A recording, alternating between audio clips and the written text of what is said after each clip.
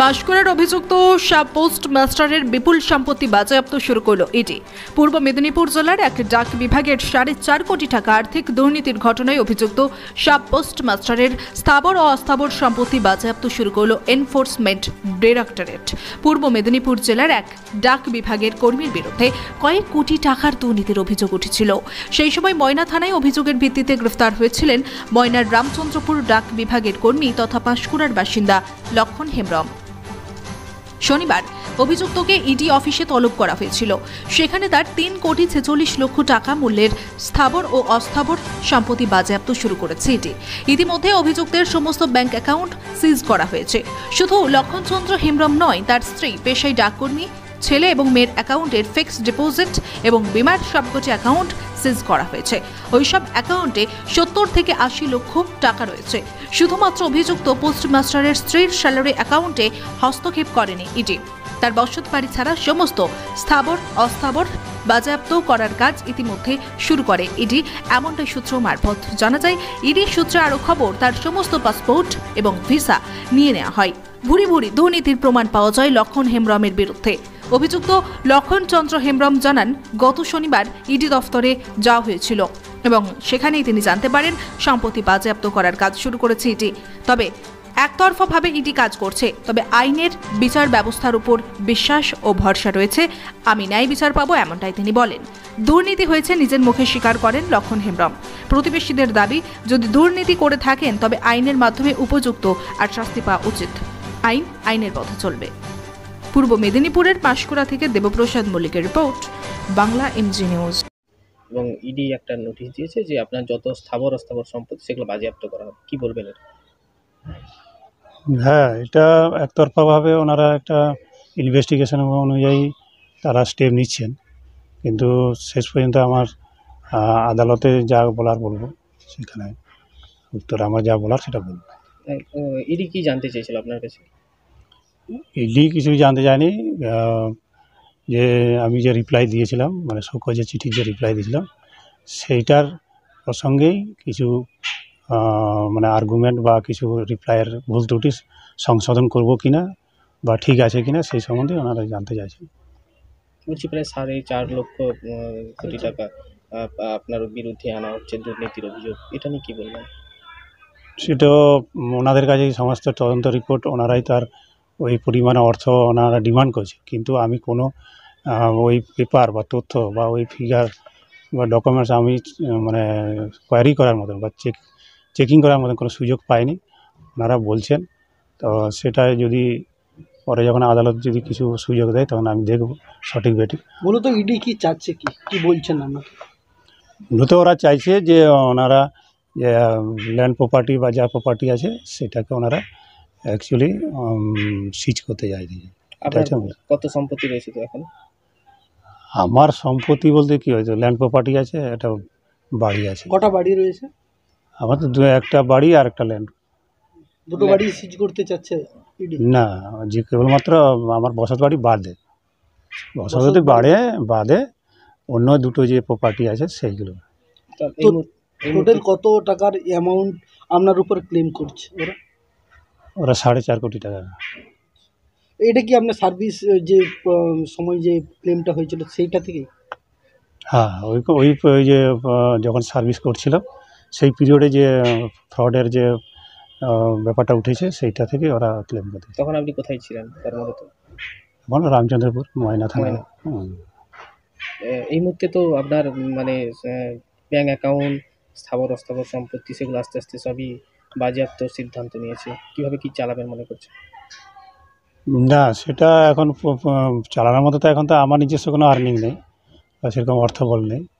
যতটুকু আছে আমার মিসেসের যে বেতন সেখান থেকেই এখন চলতেছে। মিসেস কী করে? মিসেস পোস্ট অফিসে মানে সার্ভিস করে।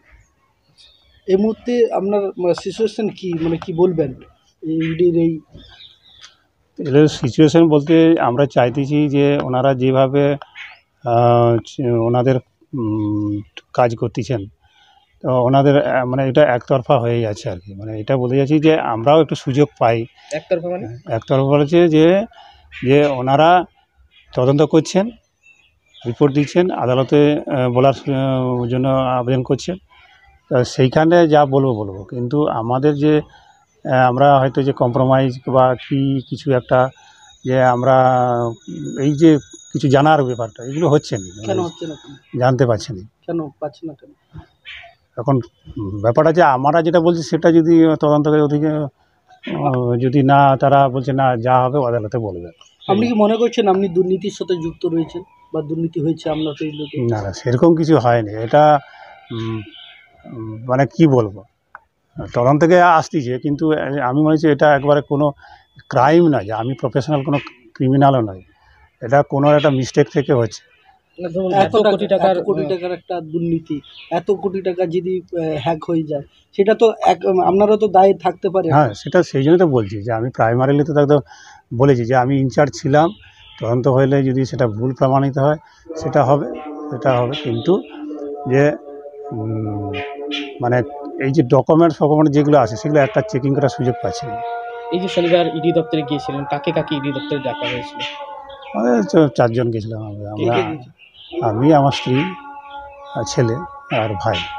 প্রত্যেকের কি বিষয়টা যে তাদের প্রত্যেকেই ওইটাই যে আমি যে রিপ্লাইটা দিয়েছি এই রিপ্লাইটা কি ঠিক আছে, এটাই কারণ যেহেতু ফাইনাল হিয়ারিং আছে সেই জন্য বলতে চাইছি যে এই রিপ্লাইটা ঠিক আছে। আমরা বললাম হ্যাঁ আপাতত যেটা আছে আর বাকিটা যদি শুধরানো যায় আমরা সেটা শুধরাবো সময়। শুধুমাত্র তো আপনার স্ত্রীর ব্যাংক অ্যাকাউন্ট সেটাই একমাত্র এই মুহূর্তে খোলা রয়েছে, বাকি আপনার ছেলের আপনার সব অ্যাকাউন্টও বাজেয়াপ্ত করা হচ্ছে। কতগুলো অ্যাকাউন্ট বাজেয়াপ্ত করেছে এটি? পোস্ট অফিসে যতগুলো আছে সব। কত টাকা অ্যাকাউন্টে ছিল সব মিলিয়ে? তো এরকম আমার তো নয়, মানে সবই আমার ফ্যামিলি মেম্বারের, ওই 15-16 লাখ টাকার মতো হবে।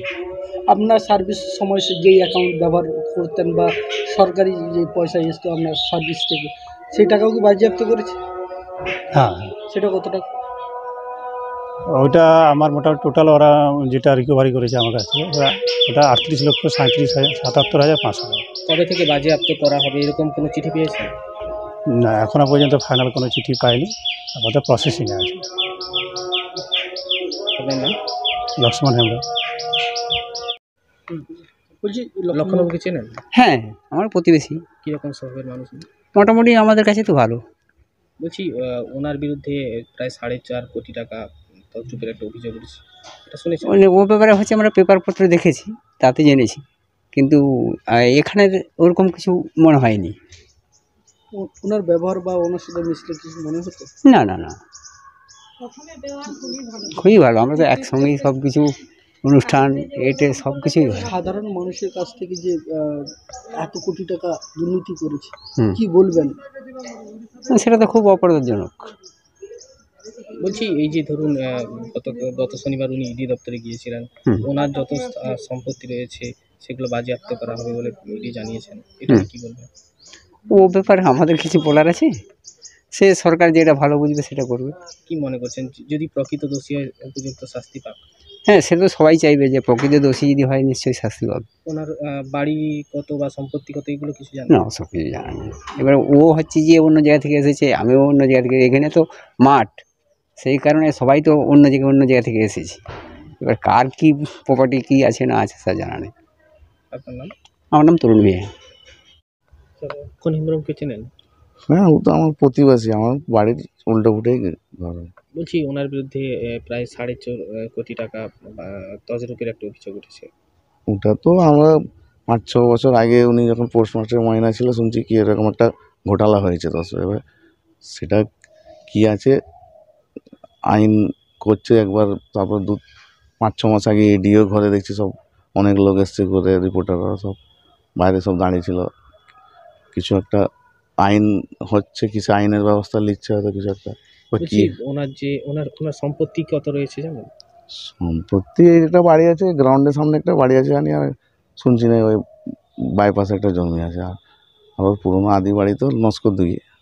বলছি ওনার যে সম্পত্তি আছে সেই সম্পত্তি বাজেয়াপ্ত করা হচ্ছে কারণ মানুষের টাকা তছরূপ করেছে শুনছি এরকম। এবার ওটা আইন যখন দেখবে, আইনের ব্যবস্থায় যদি উনি দোষারোপ হয় আইনের ব্যবস্থা নেবে, যেই করুক না কেন, আইন তো কাউকে ছাড়বে না।